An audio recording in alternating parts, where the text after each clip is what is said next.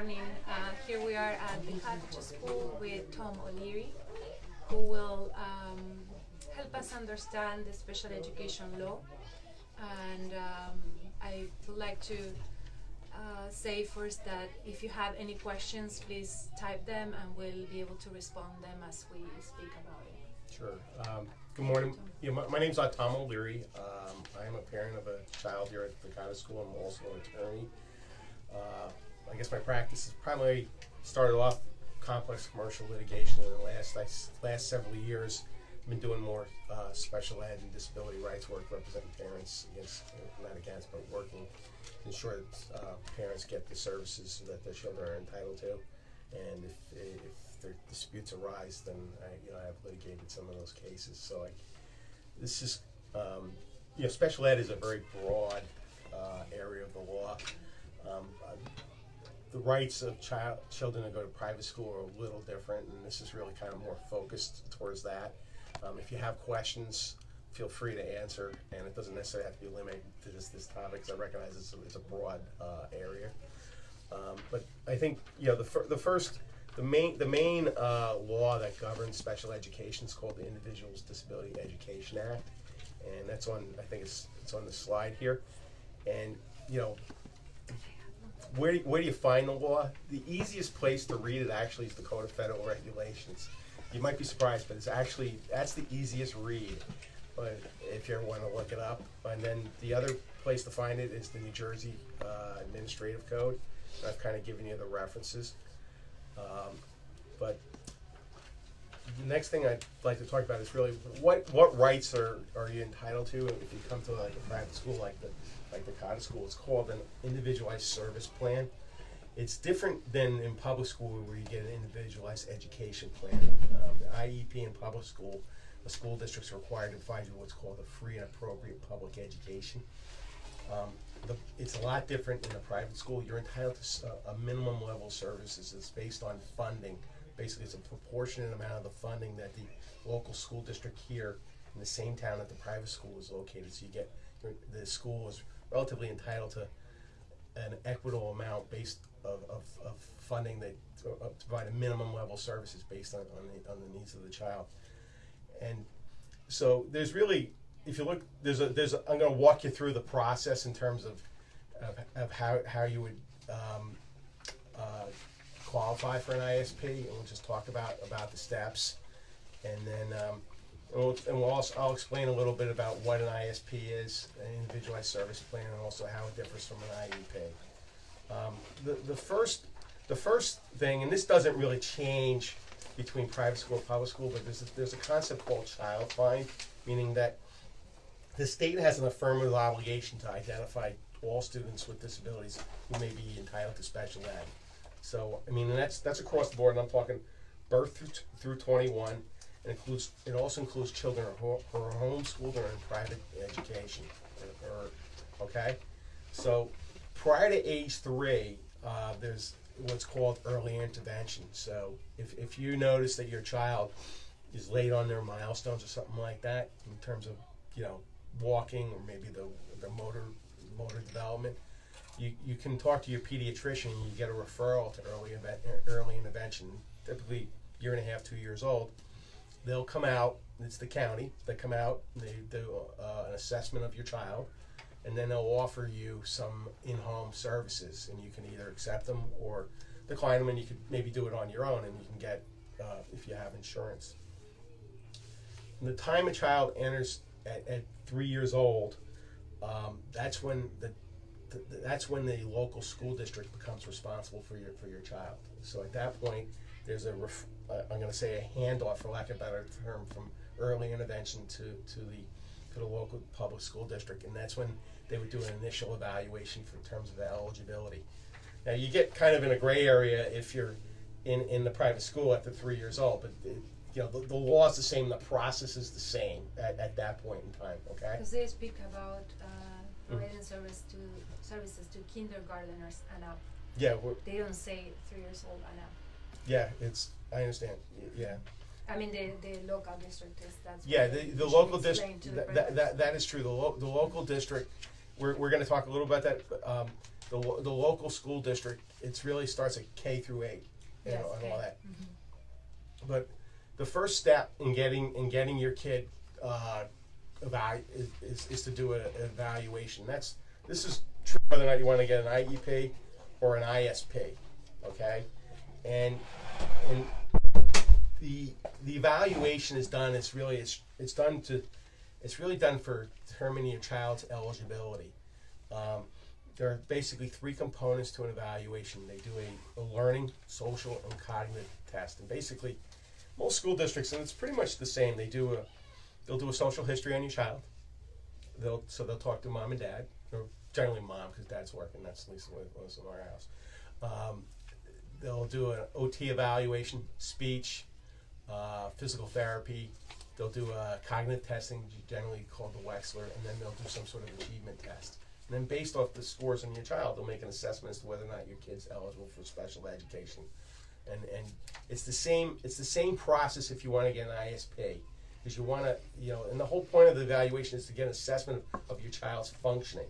They're generally, from a public school standpoint, it's really done just to determine eligibility.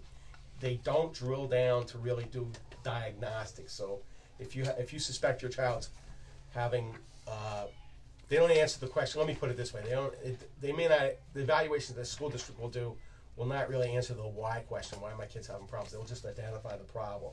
Okay.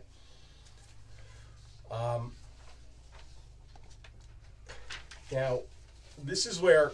So let's just say you have a child who's, say, 5 years old or 6 years old, and that's in kindergarten age, and is who does the evaluation if you have the initial referral.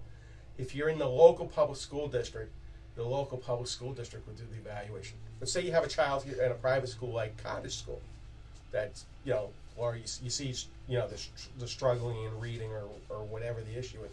The local school district here has the obligation to be doing the evaluation. Yeah, Okay. so currently they have a contractor, ESC, who will come. We'll have an initial meeting here with the case manager, the family, and the different professionals, psychologists. It depends on the case. And then after the initial meeting, they will set up the appointments for the evaluations. Okay. So Somerset district has its own service within the public schools, but then they contract ESC for non-public schools. Yeah. When we expand Mendham in September, we're going to reach the Morris County district there, which is different. They don't use ESC. Yes. So the local public school district's obligated to do the evaluation here, so they've contracted out with the county to do that service. Okay.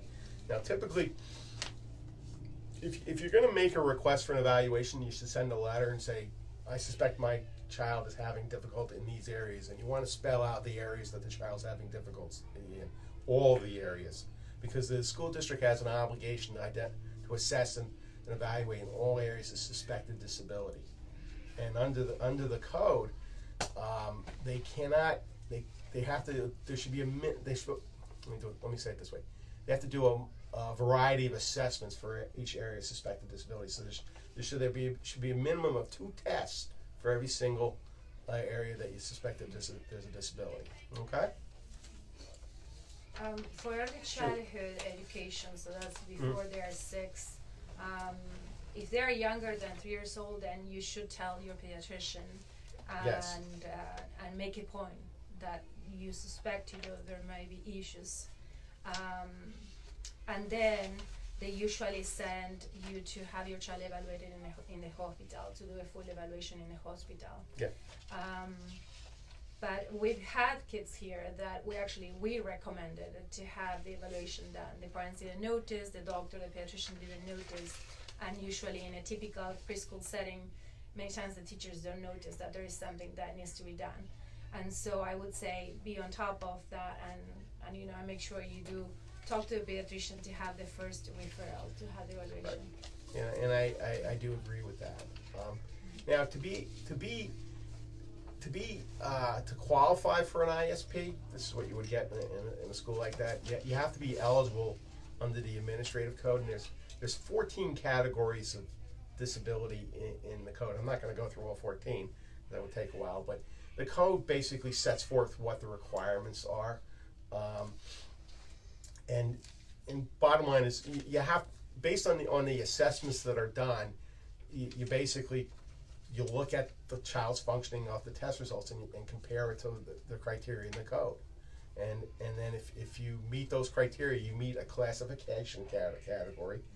And then there has to be a showing that the disability adversely affects the student's educational performance and the student's in need of services. And if that's the case, then you qualify, or the child qualifies. Now, for kids that are ages 3 to 5, there's only one category of disability in the administrative code, and it's called a preschool child with a disability. And I raised that here because we have a lot of preschoolers. 3 to 5, that's there's one. It's called preschool child with a disability, and basically this is what the criteria. And I wrote out the criteria for classification on the handout. But basically, there has to be a 33% delay in one of 5 areas, or 25% delay in the following 2 areas: physical, including gross motor, fine motor, or sensory; intellectual, communication, social and emotional, or adaptive. So if you have a 33% delay in one of those areas, the child qualifies.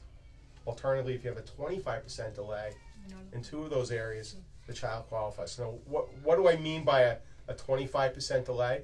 Remember when I was talking about those standardized tests before? They're basically normed to the general population. So, like a score, a median score on 100, you're on the 50th percentile.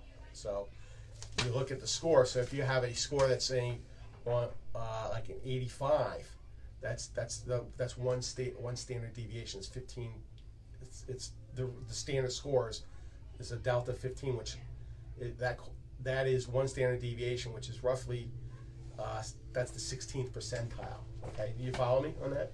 So it's basically how the child stands up on the score in relation to the same age peers. Okay. And the other way that you can qualify as a preschool child with disability is if you have an identified disabling condition, like if the kid has a vision problem that's just, it's obvious, or a hearing issue that would affect the child's, that would adversely affect the child's performance in the classroom. That's the other way in which a child would qualify as a preschool child with a disability. There is something actually that they usually don't check also. The regular pediatrician will not check, and it's the vision perception. So we have some kids here, the vision may be perfect, but then there is a test that the OT can do, and it's called vision perception. And many times that is a problem to start reading, for kids to be able to start reading or writing properly. So, but in between the ages of 3 and 5, will they have to be evaluated in the hospital, or ESC, or the district has to? Because they tell me they don't go to preschools. Well, I just met with them last Monday, and 3 to 5, the local public school district here would not have to evaluate, because it starts at 5. If the child's older than 5 and they're a student here, the local public school district would have to evaluate if the request was made. Older for sure, but then 3 to 5, 3 to 5. Then the parent would either have to do the evaluations on their own or go to their local public school district where they reside to do that. You can get that done. So ESC, which is the contractor for Somerset, will not be able to come then to. Yeah, there's no right, because at that point, okay. But the evaluations, they're still obligated to do the evaluations, but just in your home district. Yeah, the question is at that point, there is that's fair clarification. The question is really, the issue is who's responsible to do the evaluation if the child's under 5, okay? Yeah. And that's the issue. So if the kid's 3 to 5 years old, the district of residence where the parents reside, that would be the district that would be responsible. Okay, not Somerset necessarily, but that district. Yeah. Okay. Now, when a child's more than 5, that's where the code kicks in, and and I can give you, if you want, I'll give you a copy of the code. I have the code book. You can sure. Make a copy Yes. of it. Thank I'll give it to you. But if the child's 5, if the child is a student in the private school, then the district where this private school is located has that obligation to do that. Yes, and we've been fine about that. Yeah, I mean, we do access. And also though, I mean, if the child's in the private school, and mom and dad also want the district of residence to do the evaluation, they they could do it too. They But- can choose that. But so like but in terms of, if you're calling for a child that's here that you think needs to be evaluated, if the parents are making a request, and if the request is coming through, the cottage school or something like that, then it would be PPAC who would be responsible, who contracts that out to Somerset. Okay, so if that is so flexible, is that because the budget comes from the federal government, or does it come from the state or from the local? The requirements are set forth in the administrative code, and that's the process that's spelled out in the code. That's and the thought process or the rationale in terms of the state has an obligation to identify all children with disabilities, whether it goes to the Child Fund when I first opened up with, and so a certain subset of the population's in the private school, so there's a process in place to identify those children. That's basically what it is, and provide them a minimum level of services. If they have more needs than the minimum level of services would provide for or satisfy, then the system's really set up to put them into the public school system into that. That's which the parent has the option of doing, or they could do it go their own way. I mean, every case is unique. Every no child's the same, obviously.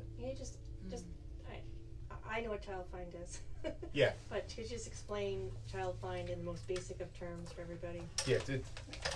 Child Find is it's basically if a child is struggling in school and the teacher notices it. I'm really more talking about towards public school, but the school district has an affirmative obligation to evaluate that child. That's really what Child Find is, and that's Child Find's kind of slang, for lack of a better term, of what that obligation is. Okay. So let's assume your child has completed the evaluation process and they meet the criteria. One of the categories for eligibility under the code. If your child, then what you have is typically what's done is what's called an eligibility conference, where you meet with the representatives of the school, and that the process that I just explained is generally the same for the private school kid and the public school kid, and this is where it diverges. If you're in the public school, at that point you would get an IEP, an individualized education plan.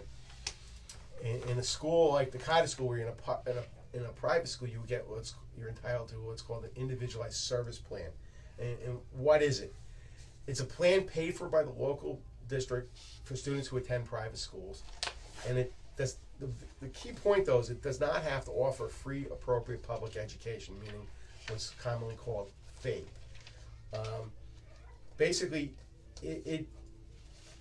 the purpose of the ISP is it identifies the special education and related services that the school district will make available to the child. It's generally provided at no cost, and the key point is they have to make it available to the child, so they can come here, or they can make it available in the public school, and the child can go to public school. Fortunately, it sounds like in your experience, Laura, they've been coming here to do some services. Is that fair? Yes, I mean, we've had some evaluations done here, and then the services they can provide are very limited because they are according to the number of students that need the service. So Yeah. we got a little bit of a service for a student, but Yeah. Do you it's get only it? Do like you get it 45 here? minutes. Do you get it here though? They came here. Well, that's they good. came here. Yeah, because they're not necessarily required to come here, so it's good that they do Oh, come here. okay. Because the point is they have to make it available to the child, so they can make it available at the public school. Well, they have their own child study team at the Somerset School District, but they, as I said, they hire ESC, which is like a mobile contractor, and then they go to the schools. Yeah. But it's not the same in Yeah. every district Yeah. anyway, so. And if you look at the code, and when I say the code, I'm talking the administrative code. Students in private schools are entitled to what's called, and I'm putting the quotes because that's what it says. It's called equitable services, and it's based on the funding available to the public school district. And give you an example, in the town I live in, we have a $20 million budget for school board budget across the board. In terms of the federal IDA funding, they received about $241,000. So you're entitled. So the private schools are entitled to an equitable portion of the federal funding coming in to support the kids. So it's not much. So that's why you don't see a lot of services. But you get some. My view, the biggest value you get at it is really in terms of the evaluation process, and in terms of finding out what your child's needs are, if they have a identified disabling condition, because that's provided at no cost, and then you can make an informed decision as far as what path you need to go in terms of providing the services you need for your kid. Personally, my view, some of the things that the cottage school does, while it's not special ed, it's inherently therapeutic, so you have to make that assessment for yourself in terms as a parent, as far as what's best for your child. Okay? And Question? yes, comments. FAPE. You want to just explain what FAPE is and progress under FAPE versus an ISP? Yeah. FAPE is the word. It's a shorthand word for what's called for free and appropriate public education, and it's under the law. I'm going to talk about this is really more towards the public school area, but under the law, a school district is obligated to provide a challenging, or let me back up, a truly individualized program for a child based on their needs, and it's supposed to be meaningfully challenging. It's supposed to take into account a child's potential. So let's just say you have a kid who's got a reading problem, but they got an average IQ, so they're smart. Well, there are a lot of kids like that. The individualized education plan, the special ed, should be really geared towards making sure that child, if he's behind, closes the gap and really performs at grade level in reading, because that's what specialized education is. The challenge always becomes in terms of getting a baseline on what the kid's accurate level of functioning is, and what the child's potential is too, because that's how you measure progress. So that can be a very difficult area, and to be candid, that can be, depending upon the situation, that could be a very contentious issue between parents and school districts. Sometimes some public schools have the incentive to set the bar low, because this way they can say, oh, we're making progress, whereas the parents may feel like my child already has those capabilities, and therefore they're not making progress. And so that's the concept of FAPE, meaning it's basically you have to provide a sufficiently challenging program. It's ambitious for the child. So it doesn't have to be the Cadillac, but a basic level of education that's challenging to and if you have a kid who's of an average IQ, that they should be really get them up to grade level and performing at grade level. If grade level performance is really not a reasonable prospect for the child, it should be sufficiently challenging based on the child's circumstances and situation. So really that comes into the potential aspect of the child. Now, in terms of a question? Yeah, so Sure. I know you're talking about potential and the lower end, so the question is, on the upper end, is it I had the same question. Is Yeah. it the same thing? So if your child should be at a higher level, but they're being taught at this level, is it the law still apply? Yeah, or- I mean, okay. I have like, for example, kids can be twice exceptional and still qualify for special ed. I mean, that becomes a battle area Right. between the parents and the child. I have a case right now where I'm actually in federal court on this exact issue, Right.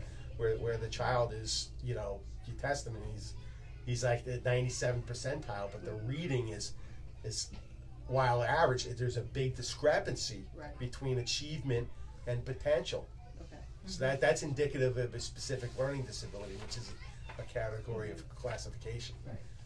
And so, Or if they are gifted, yeah, and the school is not providing the service. Yeah. What do you do in that case? well, I mean, gifted in the sense of see, this is where this gets into a very contentious area. In general, you're entitled to an appropriate education in public school, not the best education. Okay, and there's so there's a difference there. And you know, if the child is struggling, because you know there are kids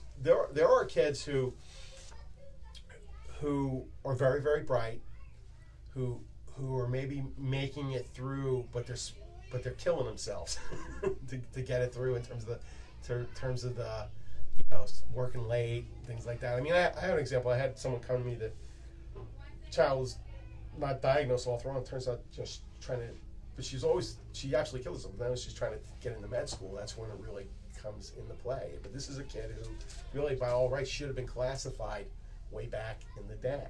But then that's kind of goes to your issue. But you know, in terms of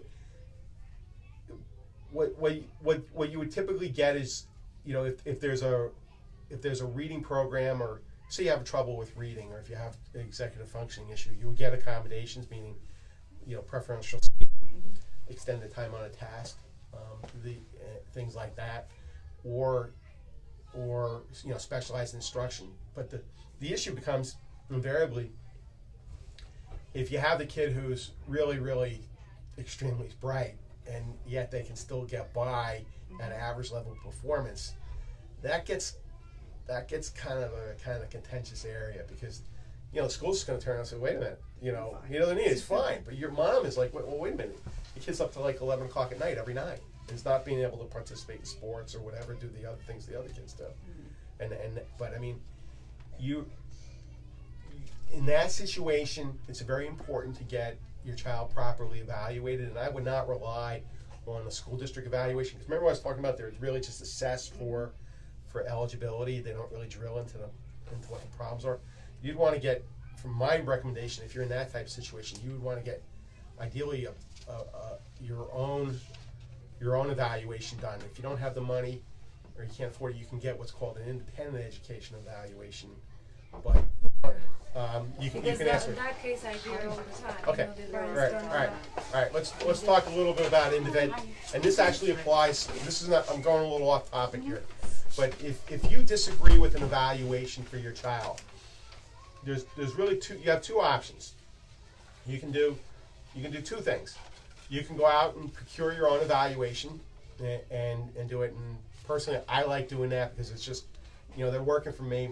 Mom knows best. Okay, but if not, you can also ask for what's called an independent education evaluation under the administrative code. And basically, you say, I disagree with the evaluations that were done, and I have a concern about X, Y, or Z, and I would like these evaluations done on my kid. And it's really good. When you make the request for an independent education eval, you really want to specify the evaluations that you want, okay? And it's not limited to what the school district did. So take your hypothetical. A child like that, I'd want to get a neuropsych exam done on. And what you want to do is you want to look at the child's intellectual potential. They typically do a Wechsler, and you say the kid's on the 95th percentile. Then you look at the achievement test, and if the reading is, if they're on, the 37th percentile, average score. They'll look at potential versus achievement, big delta.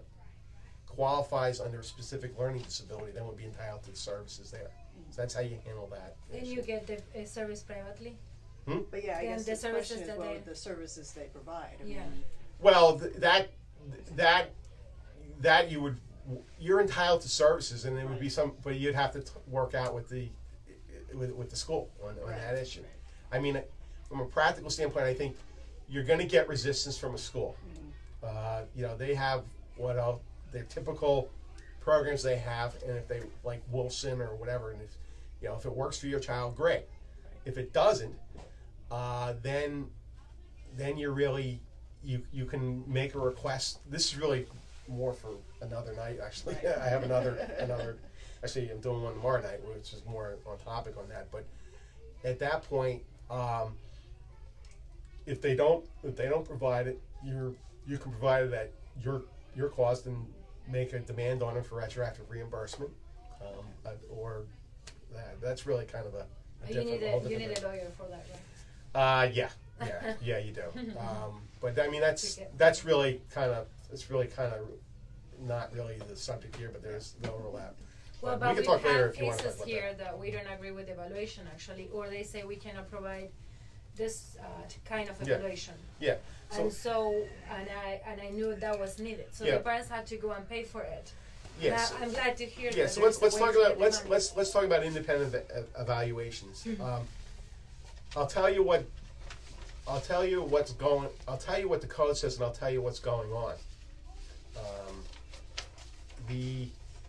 The independent education evaluation, the intent behind that is to give the parent who doesn't have the resources really to go out and fund an evaluation. Because I mean, you can get a reading evaluation done on a kid. You could be spending $7,500 just to get your kid assessed. It adds up, and that's real money. And so the entitlement to an IEE it's set up to really give the parent someone else to kind of independently assess what the this way you just don't have to rely on the school district. And so the school, if the going rate for say a neuropsych is say $3,500, they should pay for that type of evaluation. And there's no restriction on who you can use. So if a school says, oh, we only use these types of people for IEs, no, you're entitled. It's supposed to be truly independent. And you will get the funds through the school? Yes, they're Through the obligated. school. They're obligated to do that evaluation unless they file for due process within 20 days of the request. Okay, what is due process? Due process is basically litigation. Okay, now it used to be 10 years ago, schools generally would just go out and do the independent education evaluation. More and more school districts these days, especially as becoming more and more litigious, more and more school districts these days are filing for due process because they don't want to have the perception is the expert's going to be testifying against them. I've seen cases where it's a $3,000 evaluation and school districts take the parents and litigate it. And then there's one case I'm aware of right now. School district wound up paying $65,000 in attorney's fees to the parent. That was one of my questions. An IEE case. If Then you end up- you have to go beyond what the school's offering because you're convinced that their assessments are incorrect, and you're paying out of pocket for independent, assessment, etc. If you have evidence that their original assessments were not correct, are they responsible to reimburse you for all your out-of-pocket expenses? I mean, you're gonna have to demonstrate a denial of FAPE on that. I'll come to you. Okay. Because like you said, it adds up. Well, so someone's, right. So let's talk about that. Under the IDA, you're not entitled to recover for expert expenses, but an IDA violation is also a 504 violation, and there is case law in New Jersey that says if you violate IDA, you violate 504, you can get your expert expenses through the 504. You can get it back. But you're talking a full-blown litigation, and I've been through it. Yeah. As a parent and also representing people. You're talking a full-blown litigation in that type of situation, and you're going to have to establish that a child was denied a free and appropriate public education. So, if my view on this is it's better always to try to work with the district, okay? And going back to the independent education eval, that's an independent right where you have the right to an evaluation for your child, and unfortunately, some schools are taking parents to court on IEs. Not every district. It seems like you have if the request came here out of the cottage school from the parents here, I mean, seems like you have a working relationship with the district here. Hopefully that wouldn't happen, but I have seen it happen. But I mean, if they file, you can always just withdraw your request. You don't have to participate in it. From my perspective, it's an abuse of the system. Unfortunately, it happens, but you don't necessarily have to. You can always withdraw your request if you didn't want to go through the process. question, sorry. Well, I really have a comment, to be honest with you. Okay. I want to just backtrack for a second to the whole evaluation process, because as you mentioned, you can start the evaluation process from one of two ways. One, the school sees there's something with your child and they start the ball rolling to evaluate your Right. child, or you as a parent can start the ball rolling. Yes. And before you get to all of those very, very expensive tests, a simple thing to do is go to one's pediatrician and get a prescription or a referral to see a neurodevelopment doctor, which Exactly. should be covered by your insurance. Yes. If it's not, let's just say it's about $800. The neurodevelopment doctor will do many of these tests, give you the results, and you can also go to any therapy place and request a speech, OT, and physical therapy evaluation, which are about $200-300 a piece. Sometimes your insurance will cover that too. Then you can gather those materials and submit that to your school district, which is what I did. And my school district was somewhat reasonable, and I got quite a few services from that process. So I think before you get to that whole, $7,500 to see Yeah, that was in a response to a specific- neuropsychologist Right, 'cause or that seems all like of a- that, Yeah. I think you can Yeah. start with this simple method. Yeah, And absolutely. then if sometimes the school district is completely unreasonable when you, depending on your school district, when you Yeah. give them this information. Some of them are Yeah. reasonable. It also depends how large the school district is too, and if they can accommodate you, Yeah, what and their resources funding. they Yeah. have. Yeah, I agree with Yes. that. And Milo's question was really the unreasonable school district. And that's not, what I was talking about was really, when in response to Milo's question was really the exception. Mm-hmm. But in terms of the process though, you know, there's two ways to handle it. As I don't know your name. Elizabeth. As Elizabeth said, you know, if you're going through early intervention, a lot of times you will start the process that With the Elizabeth doctor. with Elizabeth just talked about in terms of the pediatrician, and then Yeah. when you have that transition to third grade, you kind of come in with all your stuff, and you share that with the district, and then they'll decide what evaluations they want to do. Some parents come in and it's just cold. You have the referral. There's nothing. There's no paper on the kid, and that's the process that's so forth in the code. But you know, as a parent, you're part of the team, so your input matters. So I'm of the view is if you have that information from private people that assess your child and know your child, you should share that with your district because it's valuable. It will help you get your service that you wish you're entitled. So I fully agree with what you said. Okay. And I have a question, and perhaps if your child, if the family can prove that your child needs to be at the cottage school for all the reasons we can give, right? We love the cottage school. For the organic education, the therapeutical environment, you name it, the arts, the immersion in the arts, or anything, then can that family get the funds through the district to have the child come here? All right. for a day? What you're really talking about is the Naples Act placement, and that's the last bit that I had on Oh, you're working on on the thing. that. I was going to Sorry, cover it, but sorry. I'll No, we can cover do it it right now. I'll cover it right now since you asked the question. There's a concept in the law called least restrictive environment, and the preference is you educate the child in the home school district. Now, you go through the evaluation process, you develop goals for your child, and then the school should be determining what the appropriate placement is. And if they cannot develop an appropriate program and meet the child's needs in district, then they have to send the kid out of district. And so there's just the first preference, I'll put it this way, in terms of an out of district placement, and the law requires them to use state approved special education schools.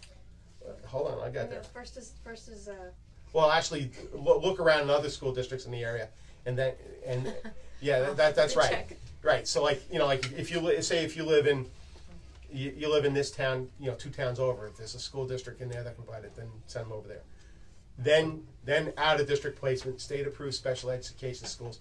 If there's no state approved special education school, then you can do what's called the Naples Act placement. And then you can place a child in the cottage school. And what has to happen there is the local school district will have to certify that there are no state-approved special education schools that can meet this child's individual needs, and therefore we believe that the cottage school is appropriate. So then that would have to be approved by the Commissioner of Education. That's the process. The other way to do it is is if the parents are in a dispute resolution proceeding if a judge were to order the placement. Okay. So the short answer is it's yes, but it's difficult. Okay. Shoot. And as far as the placement goes, is there a timeline that they're required to be in, or can they stretch this out for like 3 years, saying, "Oh, we're going to try that and try that," or is it? Are you talking in terms? If you have to go this route of being placed out of district or going to a different school or whatever, how long does the district have to decide whether or not? I mean, they could push it off until the kid's out of the. Well, that's really that's really a topic for another. Right. I mean, I'm just wondering by law if there was. Yeah, well, because there are a bunch of things that there's 10 days here and 20 days here, but there's not. You're saying there is not. No, it's not true. You have to Okay. be savvy as a parent Okay. to know this, and that's kind of what I'm doing tomorrow night. Okay. Then and kind of. I mean, if you have something you want to talk about privately, I can talk to you separately about that. And where That's do really you it's really talk to- beyond this Okay. discussion today. Okay. Yeah. Now I have a question. This is Shoot. what I'm confused about. Is the parent the one responsible to find that district that might be 2 districts or 3 districts away? No. Okay. No. And how do you know that the school is in good faith trying to find this? Well, that's really beyond this. I can talk to you privately because I think there might be a little more questions beyond that. I can certainly talk to you a little more about Thank that. you. And that's actually I'm doing something tomorrow night, which is really geared towards exactly this. And where is it? So we can announce this it is- here. It's in This China. is going to be at Pediatric Therapeutics tomorrow night at 7:30 p.m. I'm actually doing I have a little flyer over here, but basically I take parents through the code and educate you on how to advocate for your child, and also talk to you about strategies for dealing with difficult school districts, and we could talk if the two of you we could talk a little offline about Just that. on what you were saying, you can actually participate in that process. So if you know that there's a school like next door that will offer that, you can Yeah. say, well, I would like you to put this on the list. Yeah. And you could, Yeah. Cottage School could be on your list Yeah. if you want. Yeah. The other thing is, would you talk about the inclusion in preschool and LRE in preschool? That dear colleagues letter. I don't have it off the top of my head, but in general, a school district they cannot remove a child from unless the preference in the laws is to educate the child with the non-disabled children to the maximum extent appropriate. And if the child needs an aid or accommodations like that, they're required to do that. In practice, what happens in practice and what is 2 different things. But that's really I think what Kathy was talking about on that. Well, then the whole preschool.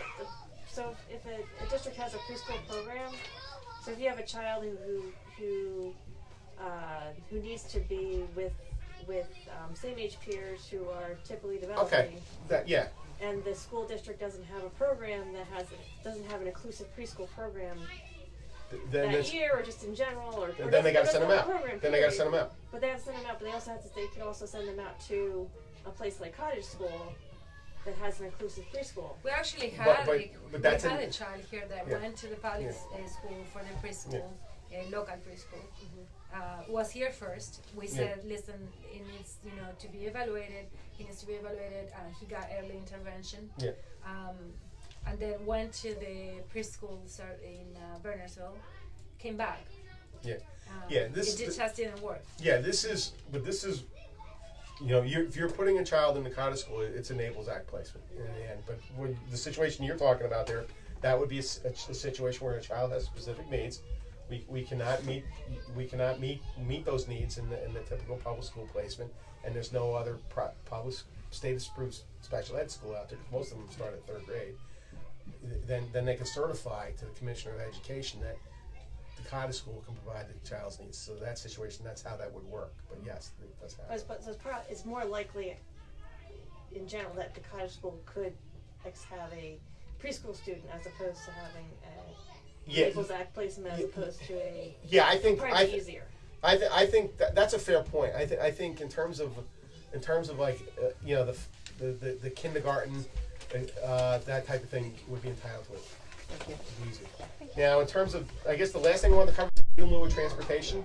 I don't know if any of you know about that, but basically if you have a child K through 8, the law generally requires kids that live more than 2 miles away from the school district to be bused. Or if the kids are ninth grade to senior in high school, 2.5 miles away from being bused. If you have a kid in private school, you can make a request for busing to your local township. And if they don't bus, you get a check, $1,000. You get a refund. You get a refund. So, and you have to submit the application to you have to get it to your private school by March 10th of the year before you seek in But you transportation. can still apply after. Actually, we're still sending applications Yeah, now. you can do it, but they want you to get it in by March 10th, but you're not shut out of the process. But hurry up and get it in if you do. We already talked to them because we're in the transition of expanding the school in Mendham, and so they know that they will be still receiving applications for transportation. Right. We are most likely moving to Mendham. You have to be between living within 2 and 20 miles. You know, Right. you cannot Right. exceed the 20 miles away Right. from the Right. school to get the refund. Yeah. So that's all I had. Any questions or? Okay. Just the twice exceptional students, and the challenges under FAPE, and then their rights to be included in gifted and talented persons. All right. A child who's twice exceptional, basically. Let me back up. In terms of all children have a right of equal access to the programs that the public school district has. So if you have a child who, and this is really beyond today's topic, but if you have a child who is has a disability, and you have a kid and they have an honors program, they need some assistance in terms of accommodations or whatever, they're entitled to that. And if they don't get it because of he's got this disability or we don't provide accommodations for kids in the honors class, that's wrong. And that's What not- happens if the child is exceptional and he or she doesn't have disabilities? Do you know the gifted and talented programs? Do you consider to be an I know except kids that are gifted or they're exceptional, twice exceptional, how you call it, usually don't fit into a regular school. And actually there's an statistics where I don't know what percentage of the dropouts from high school are kids that are twice exceptional or 3 times exceptional. I don't know Right. why you call it twice. Is that how they're called? Yeah.